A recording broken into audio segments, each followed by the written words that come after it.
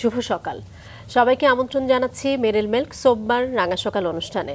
সুন্দর দিনের প্রত্যাশা রেখে শুরু করছি আমাদের আজকের রাঙা সকাল। 2 ঘন্টা জুড়ে আয়োজন আর পুরো রাঙা সকাল পরিবারের সঙ্গে আছি কাজী রওশনারা সাকি, আছি আমি আনিসুল ইসলাম। আমার পক্ষ থেকেও সুন্দর একটি সকালের প্রত্যাশা। প্রিয় দর্শক, রাঙা সকালের প্রতিটি সকাল আলোকিত হয়ে ওঠে কারণ চমৎকার একজন মানুষকে আমরা অতিথি হিসেবে পাই, তাদের জীবনের গল্প শুনি পুরো ঘন্টা জুড়ে। এমন একজন মানুষ আজ আমাদের সঙ্গে রয়েছে, তাকে তো অবশ্যই আমরা জানবো। তার আগে সাকি, শুভ সকাল। তোমাকেও শুভ সকাল। কেমন আছো? আমি ভালো, তুমি কেমন আছো বলো? আমিও ভীষণ ভালো আছি। চমৎকার একজন মানুষ আছেন আজকে আমাদের সঙ্গে, চলো কে আছে আমরা একটু জেনে নিই। প্রিয় দর্শক, আমাদের আজকের রাঙা সকালের অতিথি আবৃত্তি ও বাচিক শিল্পী সোয়াইব আহমদ। চলুন আমরা আমাদের আজকের অতিথিকে স্বাগত জানাই। শুভ সকাল স্যার। শুভ সকাল। কেমন আছেন? খুব ভালো আছে আলহামদুলিল্লাহ, আপনারা কেমন আছেন? আমরাও ভীষণ ভালো আছি। আপনি আবৃত্তির মানুষ, আমার সঙ্গে অনেকখানি মিলে গেছে, ভীষণ আনন্দিত। তোমার সঙ্গে শুধু কেন বলছো, শিল্পের চর্চা যারা করে তাই না, সেই শিল্পী মনটা কিন্তু সবারই থাকে। তোমারও নিশ্চয়ই আমারও সেটা আছে, বলতেই হবে। তুমি কবিতাও অনেক ভালোবাসো। হ্যাঁ, আমি কবিতাও অনেক ভালোবাসি। আমরা একেবারে ছোটবেলায় চলে যাই, জন্ম বেড়ে ওঠা সবকিছু মিলে শুনতে চাই। রাজশাহীতে আপনার জন্ম? হ্যাঁ, আমার জন্ম রাজশাহীতে, রাজশাহী কলেজে আমার জন্ম। এটা শুনলে অনেকে মানে মজা করে আর কি, যে কলেজে জন্ম। বাবা ছিলেন রাজশাহী কলেজের অধ্যাপক, তো সেই সূত্রে আমাদের কলেজ ক্যাম্পাসে বসবাস এবং ওখানে আমার জন্ম। আমরা 10 ভাই বোন, আমি 10 নম্বর, সবার ছোট। বাবা ছিলেন উর্দু সাহিত্যের অধ্যাপক। তো ছোটবেলাটা আসলে কলেজ ক্যাম্পাসে কেটেছে, কলোনিতে যেভাবে সবার কাটে আমারও সেভাবে কেটেছে। আমার অবশ্য একটা মজার ব্যাপার হচ্ছে যেটা, যে আমি যেহেতু 10 জনের 10 নম্বর, তো তার মানে বাবার শেষ বয়সের সন্তান। একদমই তাই। তো এটা নিয়ে আমার একটা অভিযোগ ছিল আব্বার কাছে, যে আপনি বুড়ো কেন? যখন স্কুলে যেতাম, বন্ধুদের বাবাদেরকে দেখতাম খুবই ইয়াং, আর আমার আব্বা যখন যেতেন, উনি যেহেতু মুখে দাড়ি, পাঞ্জাবি পরতেন, হাতে লাঠি, তো এটা নিয়ে আমার খুব আপত্তি ছিল যে আপনি আসবেন না, আপনি বুড়ো হয়ে গেছেন। তো যাই হোক, পরবর্তী সময়ে জিনিসটা কেটে গেছে। একেবারে নিজে থেকে এই বোধটা তৈরি হলো সেই ছোট বয়সে, নাকি আসলে বন্ধুরাও অনেক সময় বলতো, বা নিজের দেখাতে প্রশ্নটা অবশ্যই বলতো? না, দেখা থেকে এটা আসে না, এটা তো স্বাভাবিক। শিশু মনে কখনো ওই বিষয়টা আসার কথা না। এটা আশপাশ থেকে, শব্দ থেকেই আসে, যে যেটা হয় আমাদের দেশে, খুব স্বাভাবিক, যে বুড়ো বয়সের সন্তান, হ্যান ত্যান, ব্লা ব্লা ব্লা ব্লা, অনেক শব্দ। তো আর যখন দেখতাম যে তাদের বাবারা ইয়াং, তারা অন্যরকম লাইফ স্টাইলের মধ্যে একটা ভিন্নতা রয়েছে, তো সেই জায়গা থেকে মানে এটাকে কি অপ্রাপ্তি বলবো নাকি কি বলবো ঠিক বুঝে উঠতে পারছি না শব্দটা, মিসম্যাচিং একটা ব্যাপার যেটা। তো পরে যখন ধীরে ধীরে বড় হলাম, তখন বুঝলাম যে আসলে এগুলো সবই বাজে কথা, এগুলোর মধ্যে আসলে গুরুত্ব দেওয়ার কিছু নেই। আর আমাদের পরিবেশটা, বাসার পরিবেশটা ছিল খুবই পড়ার পরিবেশ। বাবা যেহেতু শিক্ষক ছিলেন, আর অনেক ভাই বোন। আমাদের কিন্তু ওই ছোটবেলায় আমরা ভোর হতো আমাদের আজানের সুরে, নামাজ পড়ার পরে বাধ্যতামূলক ছিল, যদিও ভাইয়েরা পড়তে চাইতো না, যেটা হয় ঘুম থেকে উঠতে ইচ্ছে করে না, কিন্তু আরবিটা পড়তে হবে, কোরআন শরীফ পড়তে হবে, এই জায়গাতে কিন্তু আমাদের শুরু। আর তারপরে হচ্ছে আমাদের বই পড়া বা কবিতা চর্চা। আমার বড় ভাই নিজেও একটা সময় আবৃত্তি করতেন, উনি চট্টগ্রাম বেতারে এখনো কাজ করে যাচ্ছেন। তো ওনার তত্ত্বাবধানে আমরা ভাই বোনরা সব ওই সুর করে ছড়া করা বা কবিতা পড়া, আর সেই সাথে বইটা পড়া, মানে পড়তে হবে, এটার কোনো মাপ নেই। বই পড়া সেটা একরকম, তাই না? কিন্তু ওই সময় যে কবিতার যে চর্চাটা বা আবৃত্তি করা, এটা আমার কাছে একটু অন্যরকমই লাগছে, বরং এখন কমে গেছে আমি বলবো। আসলে বেশিরভাগ ক্ষেত্রে সাকি যেটা হয় সেটা হচ্ছে, এখনো কিন্তু আমরা অনেক ক্ষেত্রে দেখি যে শিশুদের কথা সুন্দর হওয়ার জন্য আবৃত্তি চর্চার একটা ব্যাপার কিন্তু পরিবার থেকেই আমরা পাই, পরিবার থেকেই আসে। ওই সময় ছিল, আমি বলবো কি, যে ওই সময় কলোনিগুলোতে কিন্তু এক ধরনের চর্চা থাকতো, একটা কালচারাল এনভায়রনমেন্ট ছিল, যদিও বর্তমানে আমার কাছে মনে হচ্ছে সেটা একেবারেই নেই, একেবারে সমূল উৎপাটন হয়েছে। আমাদের যেমন আমাদেরকে যে শিশু একাডেমির একটা ভ্রাম্যমান লাইব্রেরি ছিল, ওটার আমাদেরকে মেম্বার করা হলো। পরবর্তীতে পাবলিক লাইব্রেরির ভ্রাম্যমান লাইব্রেরি আসতো, আমাদের কলেজের ওই কোয়ার্টারে আসতো, ওখানকার আমরা মেম্বার হলাম। কে কত বই পড়ছে এটা নিয়ে কম্পিটিশন, বন্ধু বান্ধবদের সঙ্গে আমি 2টা পড়েছি, আমি 4টা পড়েছি।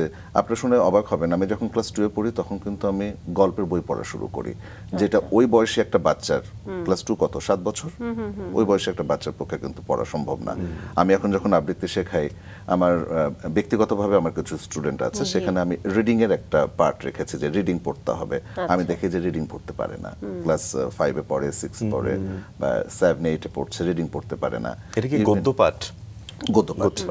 ইভেন যখন বড় স্টুডেন্ট যারা আছে, মানে আপনাদের বয়সে যারা আছেন আর কি, তাদেরকেও যখন বলছে যে আপনি এই রিডিংটা পড়েন, তিনি বারবার হোঁচট খাচ্ছেন। তার মানে আমাদের ওই বেসিকের জায়গাটা, বেসিকের জায়গাটা হ্যাঁ দুর্বল। সেটা কি আসলে আমরা এখন ইংলিশ মিডিয়ামের দিকে ঝুঁকছি, যেটা একটা সময় ছিল না, সেটা একটা কারণ হতে পারে। আরেকটা কি এটাও হতে পারে যে আমাদের সমাজ ব্যবস্থা, আমরা আপনার কাছ থেকে একটু শুনতে চাই ছোট্ট করে, আগে আপনার সম্পর্কে আগে জানাবো, তারপর ফিরতে চাই। দর্শক, শোয়েব আহমদ, যিনি একজন বহুমুখী এবং অভিজ্ঞ আবৃত্তি ও বাচিক শিল্পী, যিনি ভয়েস অ্যাক্টিং, সংবাদ পাঠ, উপস্থাপনা, রেডিও জকি এবং ভয়েস ওভারের ক্ষেত্রে সমান দক্ষতা দেখিয়ে আসছেন। বাংলাদেশ বেতারের তালিকাভুক্ত সংবাদ পাঠক এবং উপস্থাপক হিসেবে তার পেশাগত যাত্রা সমৃদ্ধ হয়েছে। দেশের অনেকগুলো বেসরকারি টেলিভিশন, ওটিটি প্ল্যাটফর্ম, বঙ্গ, চরকি সহ একাধিক নামকরা প্রোডাকশন হাউসে কণ্ঠ দিয়েছেন তিনি। পাশাপাশি রেডিও জকি হিসেবে নিয়মিত শো পরিচালনা করছেন। আবৃত্তি শিল্পী ও প্রশিক্ষক হিসেবে বাংলাদেশ শিশু একাডেমিতে দায়িত্ব পালন করছেন। কাব্যিক অডিও বুক, পডকাস্ট ও কবিতার ন্যারেশনে তিনি এক অনন্য সাধারণ কণ্ঠস্বর হয়ে উঠেছেন। বিদেশি ধারাবাহিক ও কার্টুন সিরিজ যেমন হাইডি, নিনজা টার্টেলস এবং চলচ্চিত্র ল্যাবরিন্থ, বিটোভেন ফিফথে তার কণ্ঠ অভিনয় প্রশংসিত হয়েছে। মুক্তিযুদ্ধ ভিত্তিক পূর্ণ দৈর্ঘ্য চলচ্চিত্র 1971 সেই সব দিনে কণ্ঠদান তার শিল্পী জীবনের বিশেষ অর্জন। আমরা আবারও চলে যাই তার কাছে। ছোটবেলার গল্পে তো ছিলামই, তার সঙ্গে যেটি জানতে চাচ্ছিলাম যে এই যে আপনি যেটি বলছিলেন যে একেবারে শিশু থেকে শুরু করে পরিণত বয়সে এসে দেখা যায় যে বাংলা 4টা লাইন অনেকে অনেক সময় পড়বার ক্ষেত্রে হয়তো হোঁচটটা খাচ্ছেনি বা কোথাও না কোথাও একটা সমস্যা তৈরি হচ্ছে। আপনার দিক থেকে, আপনার দৃষ্টিভঙ্গির দিক থেকে যদি জানতে চাই যে আপনি এটাকে আসলে কি হিসেবে ব্যাখ্যা করবেন, যে কেন এটা অবহেলা আর অন্য কিছু না। ইংরেজি মাধ্যম বলেন বা আরবি মাধ্যম বলেন বা যে মাধ্যমে বলেন না কেন, ওটা তো ভাষা মাত্র, অন্য কিছু তো না। আমাদের দেশে যেটা খুব ব্যাপক হারে যেটা মানে বৃদ্ধি পেয়েছে সেটা হচ্ছে অহংবোধ এবং অবহেলা। ইংরেজি মাধ্যমে পড়লে এক ধরনের অহংবোধ তৈরি হয়, সেই জায়গা থেকে বাংলার প্রতি অবহেলাটা তৈরি হয়েছে।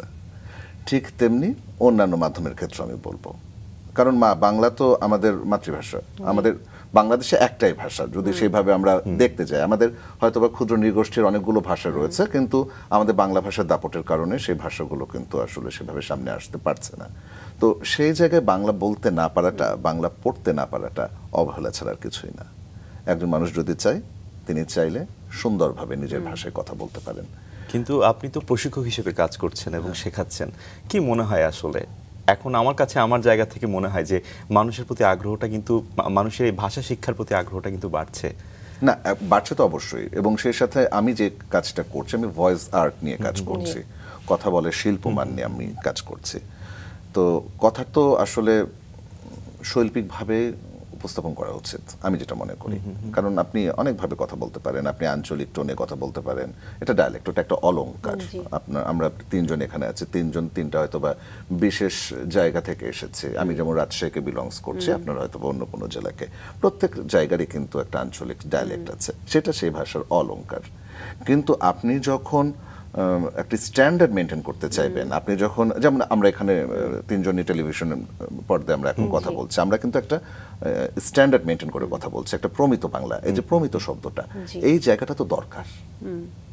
এটা সব পেশাতেই দরকার, আমি যেটা মনে করি। কর্পোরেটে কাজ করতে গেলে সেখানে আমাদেরকে অনেক প্রেজেন্টেশন দিতে হয়েছে, সেখানেও কিন্তু আমাকে কথা বলতে হয়েছে। আমি শিক্ষকতা করতে গেলে আমাকে বাচ্চাদের সঙ্গে কথা বলতে হচ্ছে বা শিক্ষার্থীদের সাথে কথা বলতে হচ্ছে। আমি যখন ব্যাংকে কাজ করছি, আমাকে ক্লায়েন্টের সাথে কথা বলতে হচ্ছে। আমার কথা যদি একটা স্ট্যান্ডার্ডে থাকে, আমার কথা যদি একটা শিল্পমান থাকে, তাহলে আমার কাজটা কিন্তু আমি যেটা মনে করি 50% সহজ হয়ে যায়, বাকি 50% আপনার টেকনিক্যাল নো হায়ের উপরে ডিপেন্ড করে। কথা দিয়ে আসলে অনেক কিছুই জয় করা যায়। কথাই আছে যে কথায় ভাত কাপড় আর কথায় চড় থাপড়। চমৎকার বলেছেন। কিন্তু যারা আবৃত্তি শিল্পী হিসেবে কাজ করে, যেমন আপনি একটা সময় আবৃত্তি করেছেন, এখনো নিশ্চয়ই করেন, তাদের কথার মধ্যে একটা আবৃত্তির ঢং বা একটা কাব্যিক ঢং কিন্তু চলে আসে। ঠিক আছে, এই বিষয়ে কি আসলে কখনো সাফার করেছেন? অবশ্যই সাফার করেছি।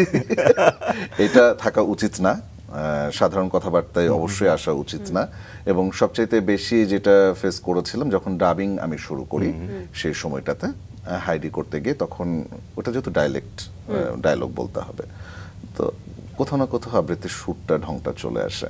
তো তখন শাহাদাত ভাই, দুরন্ত টেলিভিশনের এক্সিকিউটিভ ডিরেক্টর শাহাদাত ভাই ছিলেন, এখন অভিনেতা আর কি, আমাদের প্রিয় ভাই।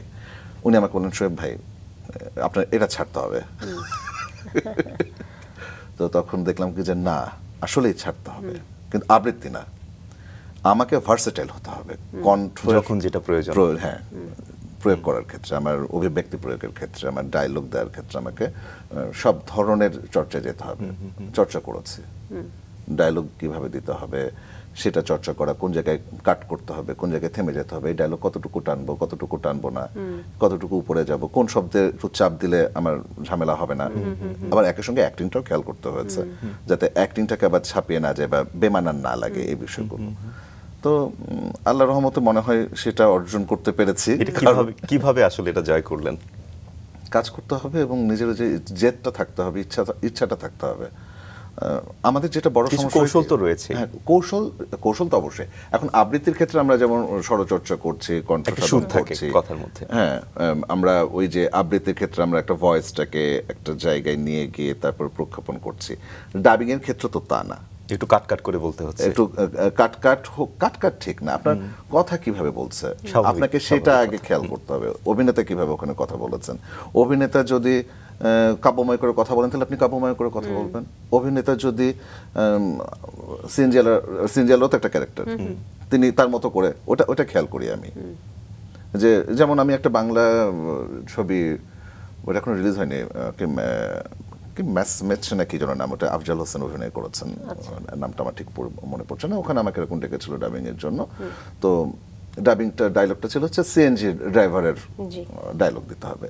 তো আমাকে যে স্ক্রিপ্ট দিল, আমি বললাম যে আমি এই বাংলায় পারি না, এফডিসির যেই খাইতাছি যাইতেছি, তাহলে আমি তো এটা পারি না। তো আমাকে বললো কি যে আপনি কি পারেন, আপনার কোন ডায়লগ পারেন? আমি বললাম রাজশাহীর ভাষায় কথা বলতে পারি, ওইটা আমার ওন ডায়লগ।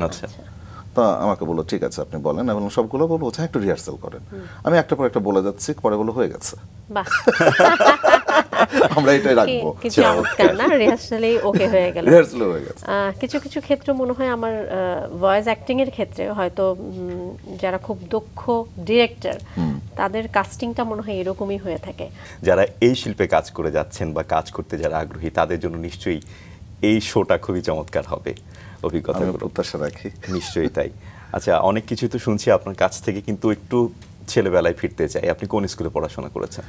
আমার স্কুলের নাম এখন পরিবর্তন হয়েছে। আমি যখন পড়তাম তখন ওটার নাম ছিল রাজশাহী সরকারি মাদ্রাসা, ব্র্যাকেটে লেখা থাকতো হাই স্কুল। আচ্ছা, পরবর্তীতে এটা বোধহয় 10 বছর হলো স্কুলের নাম পরিবর্তন হয়েছে হাজী মোহাম্মদ মহসিন উচ্চ বিদ্যালয় এই নামে। এটা এই স্কুলে একটু গল্প আমি করতে চাই, কারণ এটা হাজী মোহাম্মদ মহসিনের নাম তো আমরা শুনেছি, তার একটা ট্রাস্টি আছে, সেই ট্রাস্টির আন্ডারে পুরো বেঙ্গলে 7টা স্কুল প্রতিষ্ঠা করা হয় দিদেন টাইমে, মানে তিনি যে সময় ছিলেন তার পরবর্তী সময়ে আর কি। তার মধ্যে বাংলাদেশে সম্ভবত 3টা, পশ্চিমবঙ্গে 4টা স্কুল। তার মধ্যে একটা হচ্ছে চট্টগ্রামের মহসিন কলেজ, আর একটা ঢাকার কবি নজরুল কলেজ, আর আরেকটা হচ্ছে যেখানে আমি পড়াশোনা করেছি, এটা কলেজ হতে পারেন, এটা স্কুলই থেকে গেছে। আচ্ছা আচ্ছা। আর বিশাল বড় স্কুল, রাজশাহী যে কোনো ধরনের জনসভা সেখানে হয়, মাদ্রাসা ময়দান নামে পরিচিত, যত রাজনৈতিক সভা হোক যা হোক ওটা আমাদের স্কুলের মাঠে হয়। এবং ওই স্কুলে পড়েছি বলেই আমার কাছে মনে হয় যে মনটা আমার অনেক বড় হয়েছে, বিশাল মাঠ, বিশাল আকাশ, এটা আমার ভীষণ মানে বড় প্রাপ্তি। এবং আপনি ছোটবেলা থেকে তো আবৃত্তির সঙ্গে জড়িত, পাশাপাশি তো নিশ্চয়ই বিভিন্ন প্রতিযোগিতায় অংশগ্রহণ করছেন। ওটাই ছিল স্কুলের অনুষ্ঠানে। কেমন ছিল সেই অভিজ্ঞতাগুলো? অম্ল মধুর। সবসময় যে প্রতিযোগিতায় ভালো করেছি তা না, কখনো জিতেছি, কখনো হেরেছি, এটার মধ্যে দিয়ে গেছে আর কি।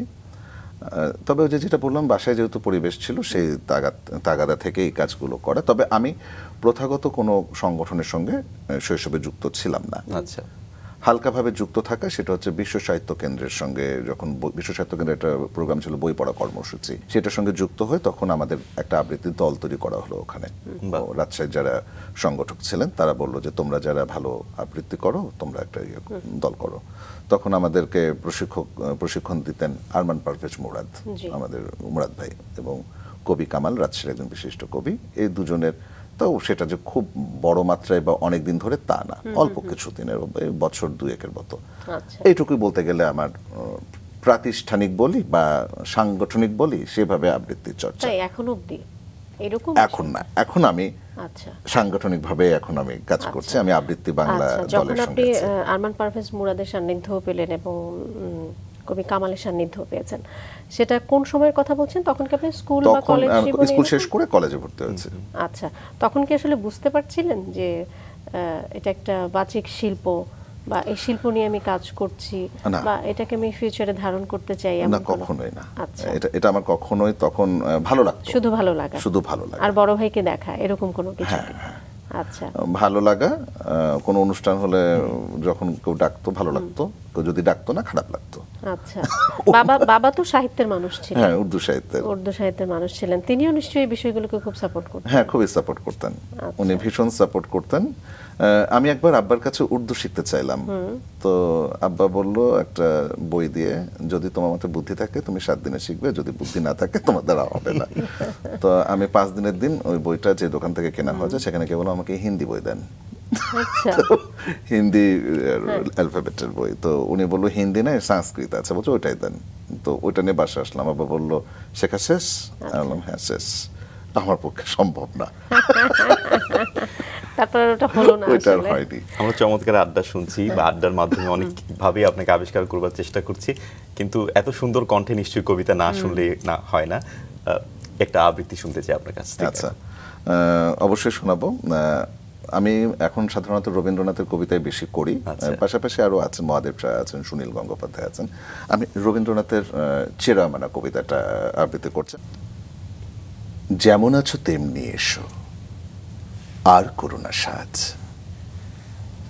বেনি না হয় এলিয়ে রবে, শীতে না হয় বাঁকা হবে, নাইবা হলো পত্র লেখায় সকল কারুকাজ, কাঁচল যদি শিথিল থাকে নাইকো তাহে লাজ, যেমন আছো তেমনি এসো, আর করো না সাজ, এসো দ্রুত চরণ দুটি তৃণের পরে ফেলে, ভয় করো না অলুপ্ত রাগ মোছে যদি মুছিয়া যাক, নূপুর যদি খুলে পড়ে না হয় রেখে এলে, খেদ করো না মালা হতে মুক্তা খসে গেলে, এসো দ্রুত চরণ দুটি তৃণের পরে ফেলে।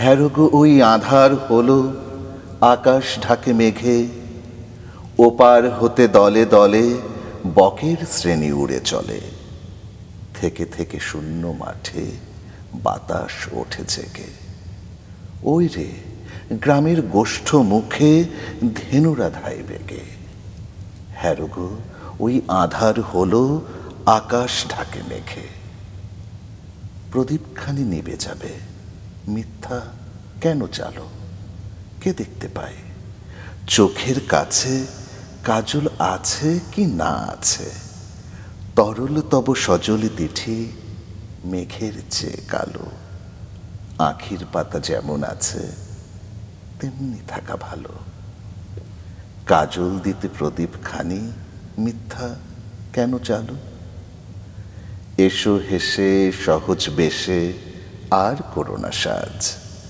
গাঁথা যদি না হয় মালা ক্ষতি তাহে নাই গো বালা, ভূষণ যদি না হয় সারা ভূষণে নাই কাজ, মেঘে মগন পূর্ব গগন বেলা নাই রে আজ, এসো হেসে সহজ বেশে নাই বা হলো সাজ। বাহ, চমৎকার। যেমন আছো তেমন থাকো, সেটাই স্বাভাবিকত্বই আমাদের সৌন্দর্য, যতটা ন্যাচারাল থাকা যায় ততটাই। ন্যাচারাল ফুডেরও তখন অনেক চাহিদা, অনেক চাহিদা। আমি একটু জানতে চাই যে এই যে আমরা ভয়েসের ভার্সেটাইলিটি নিয়ে কথা বলছিলাম, আবৃত্তি শিল্পী যখন ভয়েস অ্যাক্টিং করছেন বা ডাবিং করছেন, এটা কি আসলে কোনো প্রভাব ফেলছে যখন আপনি আবৃত্তি চর্চায় আবার ফিরে আসছেন? হ্যাঁ, এটা প্রভাব ফেলে। আমি যখন ডাবিং যখন করি, তার পরপর কোনো আবৃত্তির প্রোগ্রাম থাকলে আমি চট করে নেই না, আমি 1-2 দিন রেস্ট দেই। কারণ হচ্ছে আমার ওই যে একটা ঘোরের মধ্যে থাকা বা একটা স্বরের মধ্যে বসবাস করার একটা যে ব্যাপারটা, ওটা থেকে আসলে বেরিয়ে আসাটা একটু সময় লাগে। ডিফিকাল্ট বলবো না, কিন্তু মানে যেমন ডাবিং করতে গিয়ে আবৃত্তি যেমন প্রভাব ফেলছে, ঠিক তেমনি এই আবৃত্তিতেও ডাবিং প্রভাব ফেলে। তো কিভাবে প্রভাব ফেলছে? এটা কি আরো ন্যাচারাল হয়ে উঠছে আবৃত্তিটা? ন্যাচারাল হচ্ছে কিনা বলা মুশকিল, কারণ এটা তখন ডাইলেক্টিংটা তখন প্রকট হয়ে ওঠে। এটাকে ন্যাচারাল বলবো না, ন্যাচারাল বলা যাবে না। আবৃত্তি তো একটা অভিজাত আর্ট, এটা তো পরিবেশন, একটা ভঙ্গি আছে, একটা ঢং রয়েছে, শৈলী রয়েছে।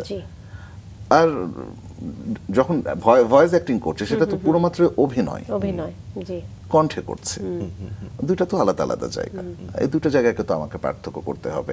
আবার যখন আমি ডকুমেন্টারিতে ভয়েস দিচ্ছি সেটা কিন্তু আবার টোটালি ডিফারেন্ট, ভয়েসের প্রত্যেকটা জায়গায় আলাদা করা যাবে। কিন্তু যেটি স্যার বলছিলেন যে একটা সময় নেয়া না, আসলে সবকিছুই তো ব্রেন থেকে আসে, তো একটু সময় দিতে হবে যে আমি একটা জায়গা থেকে আরেকটা জায়গায় আবার নিজেকে কনভার্ট করছি। চমৎকার। আমরা একটু ছোটবেলাতেও আসছি, আবার বড়বেলাতেও আছি, এভাবেই চলি, ভালোই লাগছে। কিন্তু একটা প্রশ্নের লোভ আমার মধ্যে আছে, সেটা আপনি বলছিলেন যে আপনি যখন ডাবিং করেন সেটা আবৃত্তির মধ্যে একটা প্রভাব ফেলে। কি ধরনের প্রভাব ফেলে আসলে বা ফেলেছে? যেমন ধরেন আমি আপনাকে বলছি তুমি কেমন আছো, আমি আবৃত্তি করার পরে যখন বলতে গেলাম তুমি কেমন আছো, আছো একটা টান এটা থেকে যাচ্ছে। আমি ছোট্ট একটা উদাহরণ দিলাম, এরকম আরো অনেক জায়গাগুলো রয়েছে যেখানে আমার শেষের টেল ড্রপিং এর জায়গাটা আমি খুব সুরেলা হয়ে যাচ্ছে, আমার ওখানে সুরের দরকার নেই। আমার ক্যারেক্টারটা খুব রাগী, আমি বাবা, আমি মেয়েকে বকছি, তোমার এটা করা ঠিক হচ্ছে না, কিন্তু আবৃত্তি করার পরে তোমার এটা করা ঠিক হচ্ছে না, এরকম একটা টোন চলে। এই জায়গাটা তো আসলে তখন জিনিসটা শুনতে খারাপ লাগে, ম্যাচ করে না। কিন্তু এই যে বহুমাত্রিক জায়গায় কাজ করা, এটা তো নিশ্চয়ই আপনাকে অনেক বেশি সমৃদ্ধ করেছে। ডেফিনেটলি, মানে চ্যালেঞ্জের মধ্যে দিয়ে যাওয়া, প্রত্যেকটা জায়গা যেহেতু এক এক রকম, মানে একটা সময় গেছে, এখন তো যেহেতু সময় নেই, একটা সময় ছিল যে সময় নিতাম না, ডাবিং করে দেখা যাচ্ছে খবর পড়তে যাচ্ছি, খবর পড়ে আবার কোথাও আবৃত্তির অনুষ্ঠানে চলে যাচ্ছে, এরকম একটা জার্নি গেছে। তখন খুব এটা ভুগতে হয়েছে। খবর পড়তে গিয়ে এমন সময় আমাকে অনেকে বলেছে খবর পড়ছেন নাকি, কি ডায়লগ দিচ্ছেন না, বুঝে উঠতে পারছে না, কারণ ওটা তো টোটালি আলাদা। তো পরে দেখলাম কি যে না, জিনিসটা খারাপ হচ্ছে। বিশেষ করে আমাদের রেহানা পারভিন আপা, বাংলাদেশ টেলিভিশনের খুব senior news custard, news presenter, উনি আমাকে বলতো শোয়েব তুমি কিন্তু একটু করবে, সচেতন হবে, তুমি খবর পাঠ ভালো করো, কিন্তু তোমার মাঝে মধ্যে ঝামেলাগুলো চলে আসে। ঠিক আছে আপা। তো আসলে ওনাদের মতো মানুষদের সাহচর্য এবং তাদের যে পরামর্শগুলো, এগুলো ভীষণ ভীষণ দরকার ভীষণ শিল্পী হতে গেলে। নিশ্চয়ই নিশ্চয়ই। রবীন্দ্রনাথের একটি কবিতা আমরা শুনলাম আপনার কণ্ঠে, মহাদেব এবং রবীন্দ্রনাথ, এই দুটো মাধ্যম ঠিক বলবো না, যে মহান মানুষের যে প্রভাব আপনার মধ্যে কিছুটা হলেও আছে, সেটি এই অর্থে বলছি যে তাদের কবিতাই আপনি বেশি আবৃত্তি করে থাকেন। এটা কি ছোটবেলার একটা পরিচর্যা বা ছোটবেলার একটা প্র্যাকটিস সেখান থেকেই আসলো, নাকি আসলে খুব সচেতনভাবেই নিজে বেছে নিয়েছেন? আমি আমার শৈশবে কিন্তু আমি নজরুলের কবিতা বেশি পড়েছি। আচ্ছা। ফররুখ আহমেদের কবিতা বেশি করা হয়েছে। সবাই বলতো যে মানে যখন কণ্ঠ তৈরি হওয়ার বয়সটা, তারপরে আসলে শৈশবের আবৃত্তি চর্চাটাকে আমি ওইভাবে আমি মানে আমলে নেই না, কারণ হচ্ছে শৈশবের ছেলেদের ক্ষেত্রে কণ্ঠটা আসলে ম্যাচিউর থাকে না, এটা আফটার 16 এর পরে গিয়ে কণ্ঠটা তৈরি হতে শুরু করে। তারপরের থেকে যদি আমি বলি যে তখন যেহেতু আল্লাহর রহমতে সবাই প্রশংসা করে কণ্ঠের, তো তখন বলতো যে নজরুলের কবিতাটা ভালো যায়। তো নজরুলের কবিতা করতে গিয়ে যেটা দেখলাম যে ওটার খুব আপস ডাউনটা খুব বেশি, চড়াই উতরাইটা অনেক বেশি এবং প্রচুর আরবি ফার্সি শব্দের প্রাধান্য রয়েছে। এগুলো সব কিছু মিলে আমার কাছে মনে হলো যে না, এই জায়গাটা ইনজাস্টিস করা হচ্ছে। কারণ একটা কবিতা শুধু কণ্ঠের উপরেই, আবৃত্তি শুধু কণ্ঠের উপর নির্ভর করে না, একই সাথে ভিতরে যে বিষয়গুলো বলা হয়েছে সেটা তো অনুধাবন করতে হবে। নিশ্চয়ই অনুধাবন করতে না পারলে আবৃত্তিটার আবৃত্তি থাকে না, অন্য কিছু হয়ে যায়। তো সেই জায়গা থেকে, ওখান থেকে সরে এসে, যেহেতু পাঠ করি, বিভিন্ন কবিতা পড়ি, তো আসলে এটা ন্যাচারালি প্রাকৃতিকভাবেই রবীন্দ্রনাথের কবিতার মধ্যে যে স্টোরি টেলিংটা আছে বা মহাদেব শাহের কবিতার মধ্যে যে স্টোরি টেলিংটা আছে সেটা আমাকে ভীষণভাবে ছুঁয়ে গেছে এবং এটা বয়সের সঙ্গে সঙ্গে বোধহয় বাড়ছে। ভবিষ্যতে হয়তো বা অন্য কোনো কবিও আমার সেই জায়গাটা দখল করে করতে পারে। নিশ্চয়ই শুরুটা তো হয়েছিল আবৃত্তি চর্চা, তারপরে আস্তে আস্তে আপনি ভয়েস অ্যাক্টিং এ গেলেন, বিভিন্ন ডাবিং করতে শুরু করলেন। সেই শুরুটা একটু জানতে চাই। এবং আপনি যেটি বলছিলেন যে একটার প্রভাব আসলে আরেকটার উপর থেকে যায় এবং সেখানে যে ভিন্নতা আনার জন্য যে সময়টা নিতে হয়, নিজেকে যে প্রস্তুতিটার ব্যাপার আছে, সেটা তো নিশ্চয়ই শুরুতে বোঝা যেত না। বিভিন্ন রকম প্রতিবন্ধকতা তো আসলে তৈরি হয়েই যেত। সবকিছু মিলিয়ে একটু জানতে চাই। এখানে একটা খুব মজার গল্প আছে। সেটা হচ্ছে যে আমি বিশ্ববিদ্যালয় লাইফে এসে কিন্তু আবৃত্তি একেবারে ছেড়ে দেই এবং সিদ্ধান্ত নেই আমি আর কখনোই আবৃত্তি করব না। কেন? কেনটা নাইবা বলি। আচ্ছা। তো যাই হোক, তারপরে যেটা একটা কথা আছে যে ঢেকি স্বর্গে গেলেও ধান বানে। আমি যখন ক্যারিয়ারে ঢুকলাম, আমার প্রথম চাকরি ছিল হোটেল আগ্রাবাদে, চট্টগ্রামে। তো ওখানে আমাকে প্রথম যে কাজটা দেওয়া হলো উপস্থাপনা করার জন্য। তো একটা অনুষ্ঠান উপস্থাপনা করলাম। তখন আমি চিটাগং বেতারের সঙ্গে যুক্ত হয়ে পড়লাম। ওখানেও কাজ করছি, এখানেও করছি। তারপরে আমি যখন আমি অনেকগুলো কোম্পানিতে চাকরি করেছি, তো যেখানে যেখানে কাজ করেছি সেখানেই আমাকে এই কাজটা করতে হয়েছে। আচ্ছা। ওই সময় আমার কাছে মনে হলো একটা সময় গিয়ে যে আমি নিজের সঙ্গে প্রতারণা করছি, যে আমি এই জগতের সঙ্গে কেন নিজেকে যুক্ত করছি না। তখন কিন্তু আমার শুধু ডাবিং দিয়ে, এখানে টুইস্ট, তখন কিন্তু আবৃত্তি দিয়ে না। আচ্ছা। ওই সিদ্ধান্ত নেওয়ার পরে আমি মানে আমার ঢাকায় একটা গ্রুপ আছে, তাদের সঙ্গে যোগাযোগ হলো। তারা হচ্ছে এই ডাবিংটা নিয়ে কাজ করে বা ভয়েস অ্যাক্টিংটা নিয়ে কাজ করে। তাদের সঙ্গে আমি 3 মাসের একটা ছোট্ট কোর্স করার পরে ওখানে আমার সঙ্গে পরিচয় হয় শাহাদাত ভাইয়ের। আচ্ছা। তো শাহাদাত ভাইয়ের যাই হোক একটা আলাপচারিতা, উনি আমাকে বললেন যে আপনি ইয়েতে আসেন, দুরন্ততে আসেন, একটা অডিশন দেন। তো অডিশন দিতে গেলাম। হাইডির তখন করবে আর কি, হাইডির কার্টুনটা বাংলায় ডাবিং করবে। তো ওখানে গিয়ে দেখি হাইডির দাদা চরিত্রের জন্য আমাকে ডাকা হয়েছে। ওখানে আরো 3 জন অভিনেতা আছেন এবং দে আর ভেরি সলিড অ্যাক্টর। তারা already CAT, centre for Asian থিয়েটারের সঙ্গে ওনারা যুক্ত আছেন, পেশাদার অভিনয়ের শিল্পী। সেখানে আমার মঞ্চের কিন্তু কোনো ব্যাকগ্রাউন্ড নেই, আমি কিন্তু থিয়েটার ব্যাকগ্রাউন্ড নেই। তো শাহাদাত ভাই শুধু আমাকে একটা কথা বললেন, আপনি দেন তো অডিশনটা, হলে করবেন, না হলে করবেন না। তো আমার না তখন একটা চাপলো যে দেখে কি হয়। তো অডিশন দিলাম, দেওয়ার পরে 3 দিন পরে আমাকে উনি জানালেন যে আমি সিলেক্ট হয়েছি দ্যাট ক্যারেক্টার। তখন একটু সাহসটা বাড়লো। তারপরে কাজ করতে গিয়ে যেটা বলেন প্রতিবন্ধকতা, আবৃত্তির একটা কিউটন চলে আসে, ওই জায়গাটা তখন ধীরে ধীরে ইরেজ করতে করতে যাওয়া। তবে ওইটা আমার প্রথম কাজ হাইডি, এবং আমার খুব ইমোশনের জায়গা, কারণ ওটা একটা লম্বা সিরিজ ছিল, প্রচুর ডাইমেনশন ছিল চরিত্রে। শুরুতে এরকম একটা কাজ পাওয়া, আমি নিজেও দেখতাম হাইডি, খুবই জনপ্রিয়। হাইডি দাদার ভয়েসটা আমার দেওয়া, ফলে ওখানে খুব ইমোশনাল অনেক জায়গা ছিল।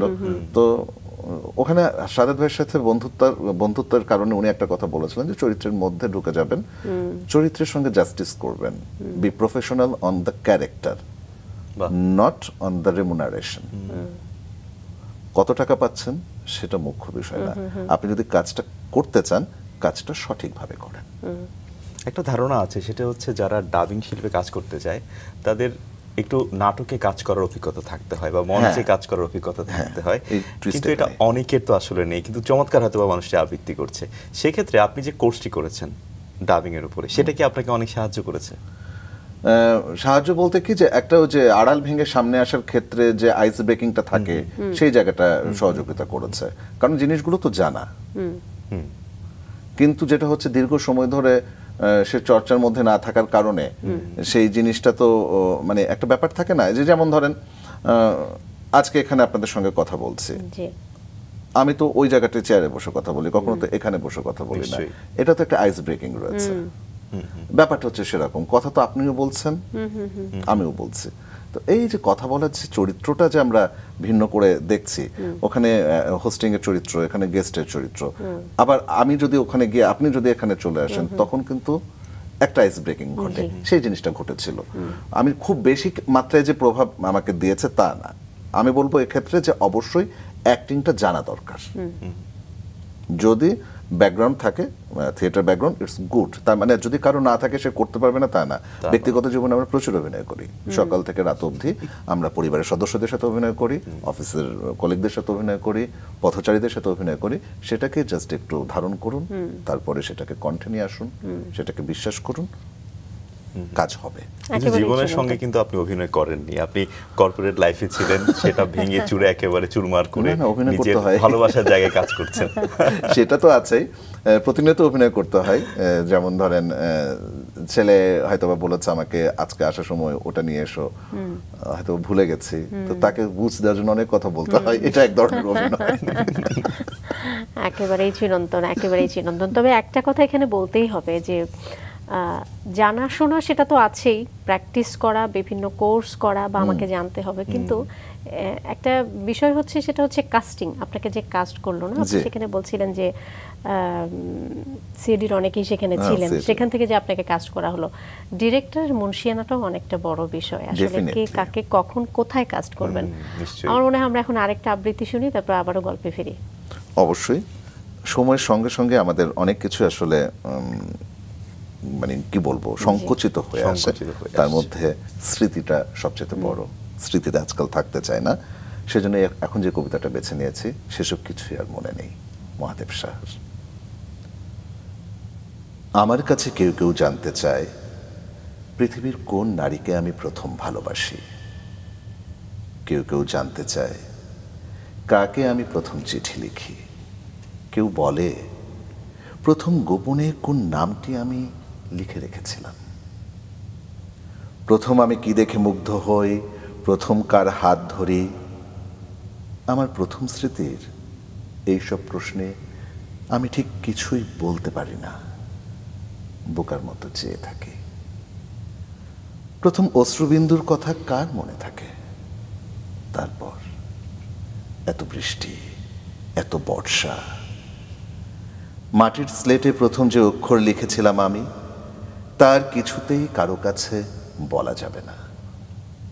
প্রথম কবে সেই রাজহাঁসটিকে বুকের মধ্যে জড়িয়ে ধরেছিলাম, সেই শিহরণ কবে বাতাসে মিশে গেছে। পুকুর পাড়ের ঘাটলার সিঁড়িতে যে নাম আমি প্রথম খোদাই করেছিলাম আমি, এতদিনে চোখের জলে তার কোনো চিহ্নই আর নেই। আমি সেই আদ্যক্ষর কি করে দেখাবো? আমি কি করে দেখাবো প্রথম স্বপ্ন দেখে আমি কিভাবে সারা রাত কেঁদেছিলাম? ভালোবাসা কথাটা প্রথম বলতে গিয়ে কত লক্ষবার মুখ ঢেকেছি আমি। প্রথম কবে আমি বর্ষণ দেখলাম পৃথিবীতে? কবে প্রথম পাখির ডাক শুনলাম, সন্ধ্যা তারা দেখলাম? না না, সেসব কিছুই আর আমার মনে নেই, কারোরই মনে থাকে না। কবে কে আমার হাতে লুকিয়ে একটা গোলাপ ফুল দিয়েছিল, বইয়ের ভাঁজে রেখে দিয়েছিল একখানা লাজুক চিঠি। কে বলেছিল কানের কাছে কোকিলের মতো মাতাল করা একটি শব্দ। সেসব কিছুই আর আমার মনে নেই, মনে নেই। ভীষণ সুন্দর, শিহরিত হলাম আসলে। মানে মনে হচ্ছিল অনেক স্মৃতি হাতড়ে বেড়াচ্ছি আপনার কবিতার হাত ধরে। চমৎকার, ধন্যবাদ। আমরা কলেজ জীবনটা নিয়ে একটু শুনতে চাই। কলেজে তো পড়াশোনা করছেনই সবকিছু, এবং পাশাপাশি আবৃত্তি চর্চা, সংস্কৃতির সঙ্গেও যুক্ত ছিলেন। তখন কি কোনো চাপ ছিল পরিবার থেকে যে তোমাকে এটা হতে হবে বা ওই সাবজেক্টে পড়তে হবে? একদমই না। আমাদের আব্বা ছিলেন একেবারে ভিন্ন ধরনের মানুষ। ওনার একটাই কথা ছিল, পড়াশোনা করতে হবে। কিসে পড়বে, কি হবে না হবে সেটা নিয়ে ওনার কোনো মাথা ব্যথা ছিল না। সেভাবে সে ধরনের কোনো চাপ ছিল না। তবে হ্যাঁ, পড়ালেখা করতে হবে, রেজাল্ট ভালো করতে হবে, এটা ছিল ওনার চাপ। সেটা আমি যাই পড়ি না কেন। কোন সাবজেক্টে পড়েছিলেন? আমি বিশ্ববিদ্যালয়ে হচ্ছে ফিলসফিতে আমি অনার্স মাস্টার্স করেছি। তো ওনার একটা ইচ্ছা ছিল যাতে আমি ইংরেজি সাহিত্য নিয়ে পড়তে পারি, কিন্তু আমার ইচ্ছে ছিল না।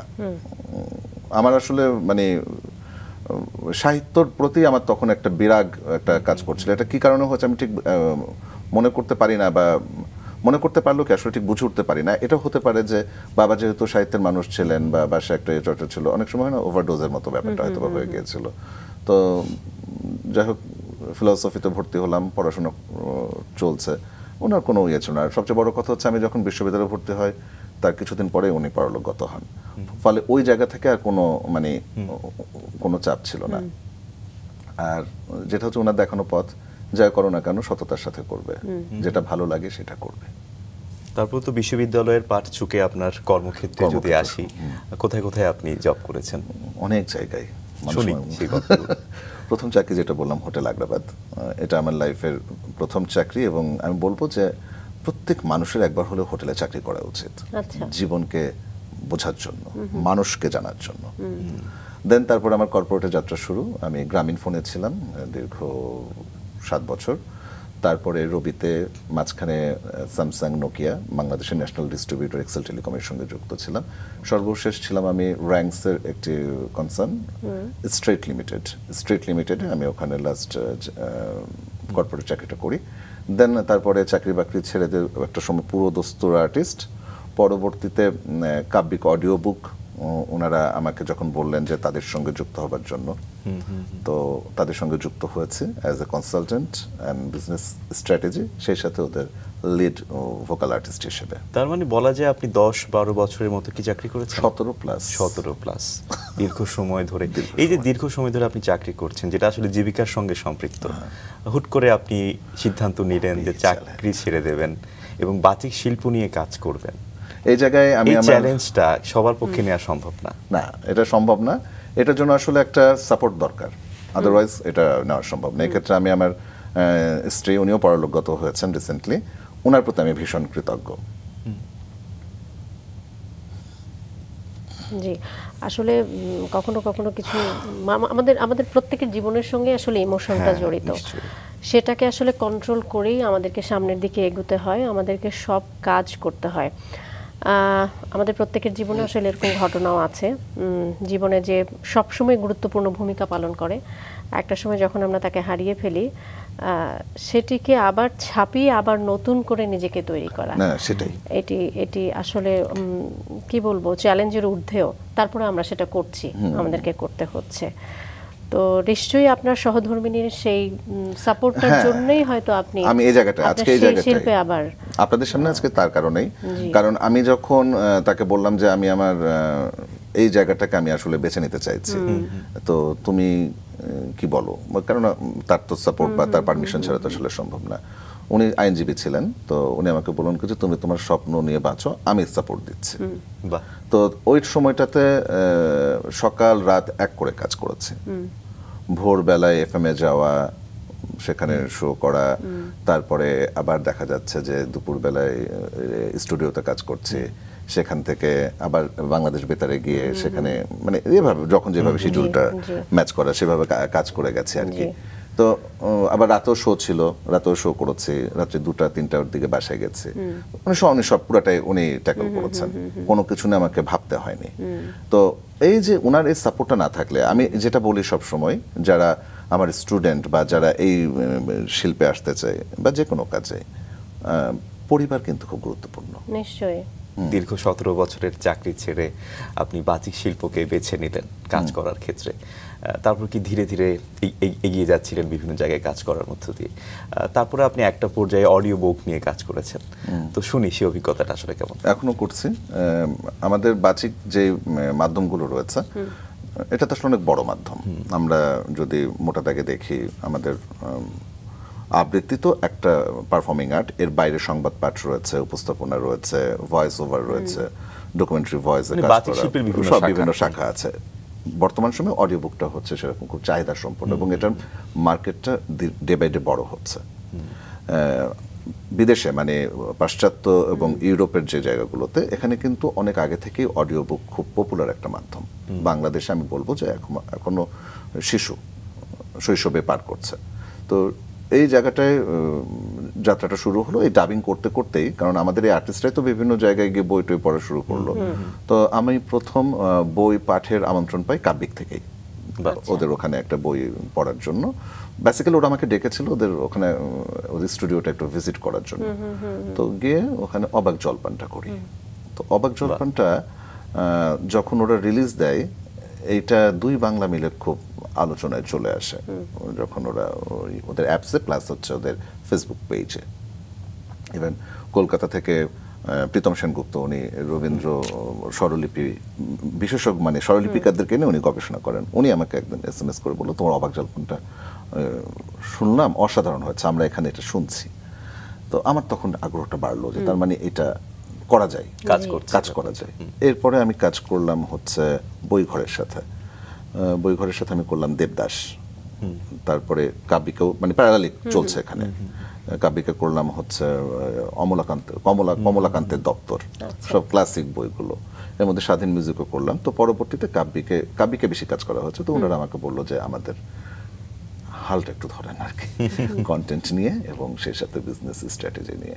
যেহেতু অডিও বুক একটা আপগ্রোয়িং একটা আমি বলবো সেগমেন্ট এবং এটা ইন্ডাস্ট্রি হওয়ার মতো সবকিছুই রয়েছে, এখন এখানে আসলে সংশ্লিষ্ট কর্তৃপক্ষের সহযোগিতা ভীষণভাবে দরকার, গভর্নমেন্ট এবং নন গভর্নমেন্ট দু জায়গা থেকেই, যদি এটাকে এগিয়ে নিতে হয়। কারণ এখানে অনেক কিন্তু তরুণ ছেলে মেয়ে কাজ করার সুযোগ আছে।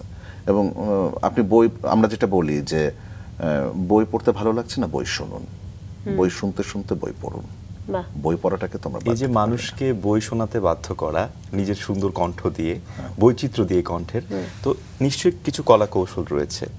কোন কৌশলগুলো আসলে মাথায় রাখতে হয় একজন বাচিক শিল্পী যদি সে অডিও মানে বুকে কাজ করতে চায়? অডিও বুকে কাজ করতে গেলে প্রথম কথা হচ্ছে আপনাকে পাঠে দক্ষতা থাকতে হবে। গদ্যপাঠ উচ্চারণ নিয়ে তো আমি কিছু বলবো না, কারণ এটা সব বাচিকের সব মাধ্যমে উচ্চারণটা কিন্তু সবার আগে, অথবা ওটা একেবারে ওই সরেয়ার মতো ব্যাপারটা আর কি, এর মতো বিষয়টা, তো উচ্চারণে বলবো না। কিন্তু যেটা হচ্ছে আপনাকে, আপনি কতটা ফার্মলিং ছাড়া পড়তে পারেন, আপনার পাঠে প্রত্যেকটা গল্পের একটা ছবি থাকে, সেই ছবিটা আপনি নিজে দেখছেন কিনা, অপরকে দেখাতে পারছেন কিনা। আপনি যতক্ষণ পর্যন্ত নিজে না দেখতে পারছেন ততক্ষণ পর্যন্ত অপরজনকে দেখাতে পারবেন না। সেটা কবিতার ক্ষেত্রেও, গদ্যের ক্ষেত্রে বিষয়টা আরো বেশি জোরালো। এখানে আপনি যখন একটা বই ন্যারেট করছেন, আপনি দেখছেন মানে একটা ছবি থাকে না, মানে যেমন আপনার পেছনে যে সুন্দর একটা পাখির ছবি, মাছরাঙা পাখির ছবি, এটা তো আমি তো মুখে বলেও এটা বলতে পারি, মাছরাঙার একটা বর্ণনা, যাতে মানুষ দেখতে পায়, সেই দক্ষতাটা থাকতে হবে। আপনার কণ্ঠটাকে সেইভাবে একটা উপযুক্ত জায়গায় আপনাকে সেট করতে হবে, টোনালিটিতে নিয়ে আসতে হবে আপনার ভয়েসটাকে।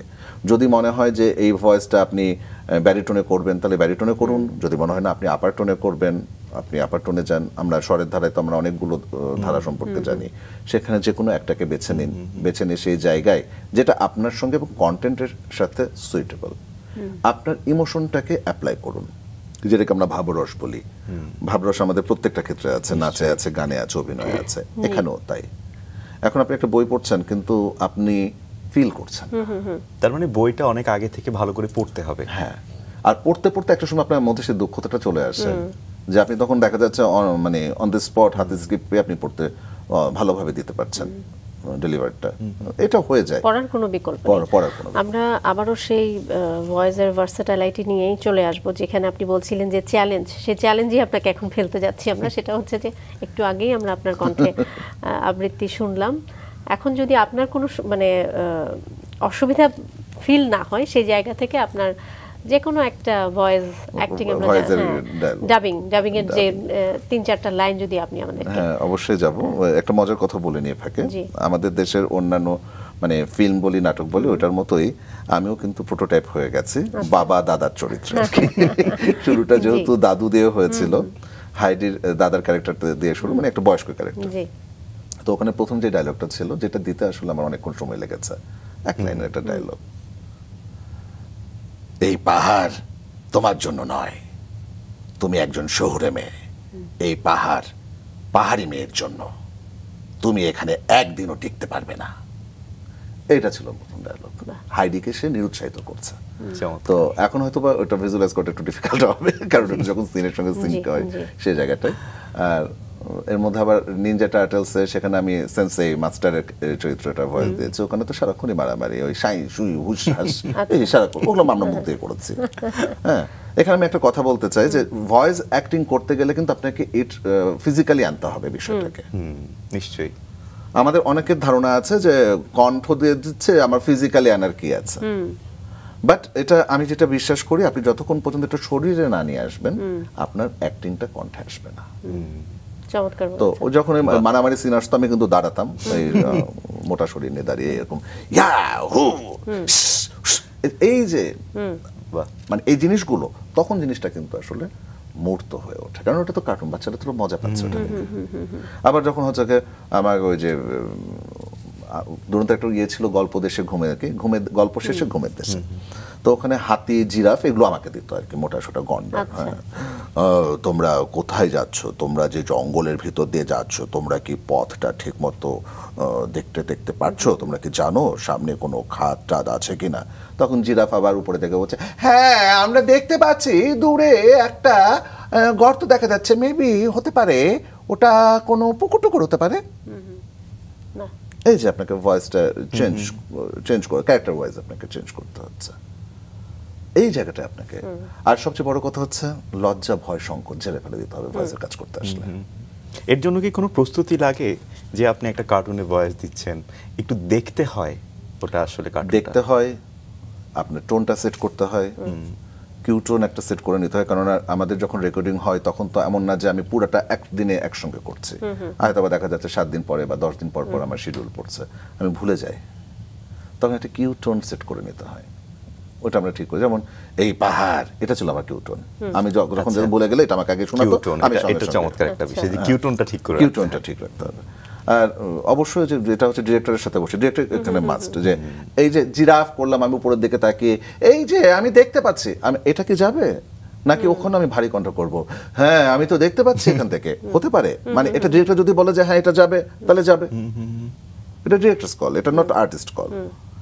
হ্যাঁ, মানে এটা একটা প্রোটোটাইপ ব্যাপার, যে চিকন কিছু হলে তার কণ্ঠ হবে চিকন, কিন্তু বিষয়টা তো তা না। আমরা তেমন অনেক কণ্ঠ দেখেছি খুবই স্লিম কিন্তু তার ভয়েস খুবই ভারী। নিশ্চয়ই। হ্যাঁ, আবার অনেক ভারী মানুষ তার কণ্ঠ খুব চিকন, এরকম হতেই পারে। সেই জায়গাটা আসলে ভাঙা দরকার, এই জায়গাটা আমরা এখনো ভাঙতে পারছি না, সময় লাগবে। আর এটার জন্য তো আমার কাছে মনে হয় যে এটা তো ডাবিং হচ্ছে, অরিজিনাল যে সিরিজটা বা কার্টুনটা সেটা তো ওই ভাষার, তার মানে ওই ভাষার সিরিজ বা কার্টুনটা একটু ভালো করে দেখার বিষয় কিন্তু রয়েছে। হ্যাঁ, ওটা দেখার বিষয় রয়েছে। এখানে একটা টেকনিক্যাল জায়গা থাকে আর কি, আমাদেরকে যেটা বলা হতো যে আমরা বাংলাদেশের দর্শকদের জন্য করছি, বাংলায় করছি, এইটা টপ অফ দ্য মাইন্ডে রাখতে হবে। তো এখন কিছু সিরিজ আছে, যেমন আমার কাছে মনে হয়েছে দেখে যে আচ্ছা ও যেভাবে বলছে, একটা কার্টুন সিরিজ ছিল, নামটা আমার ঠিক মনে পড়ছে না এই মুহূর্তে, খুব ক্যারেক্টারটা না টেনে টেনে কথা বলতো, আমার এখন কাজ করতে ইচ্ছে করছে না, এভাবে কথা বলছে ইংরেজিতে। তো আমি বললাম এইভাবে দিলে তো ভালো লাগবে, তো বললো যে না আমরা এইভাবে যাবো না। আচ্ছা, পরিবর্তন আছে, আমরা স্বাভাবিকভাবে যাব, আমার এখন কাজ করতে ইচ্ছে করছে না, আমি ভীষণ ব্যস্ত, আমি যুক্ত করে দিলাম তার লেন্থ মেলানোর জন্য।